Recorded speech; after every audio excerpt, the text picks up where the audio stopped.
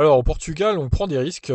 Portimao accueillera 45 000 spectateurs par jour pour son Grand Prix, la moitié de la capacité mobilisée. Alors, entre le Grand Prix de Turquie qui va vendre des billets à 3,40 € pour remplir le plus le circuit, et Portimao qui va donc accueillir 45 000 spectateurs par jour qui pourront assister à la première course de Formule 1 à Portimao le mois prochain, c'est beaucoup. Auparavant, malgré l'interdiction actuelle en vigueur au Portugal concernant la présence de spectateurs lors d'événements sportifs, les organisateurs de la course ont annoncé que si une course à huis clos était possible, le circuit espérait accueillir les fans en octobre. Les fans sont impatients d'assister à l'événement, a déclaré le directeur commercial du circuit de Portimao, Miguel Pereira.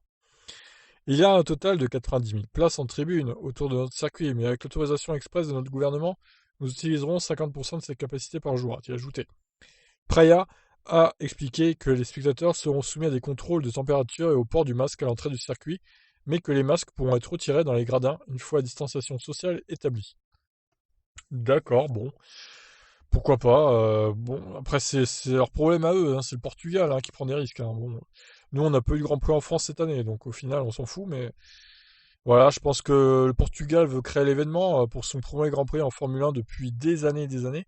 Premier Grand Prix à Portimao tout court d'ailleurs. Là, on y voit une McLaren de 2008 d'ailleurs qui était en test.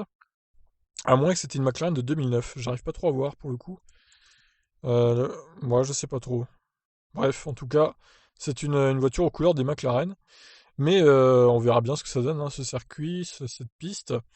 Je pense que ça va être un peu un remake niveau tracé du Mugello avec beaucoup de courbes, beaucoup de dénivelé. Ça peut être intéressant. On reste à voir si tout le monde respectera les gestes barrières, la distanciation sociale et tout le bordel. Sur ce, je vous laisse réagir. Comment c'est vous? Ciao.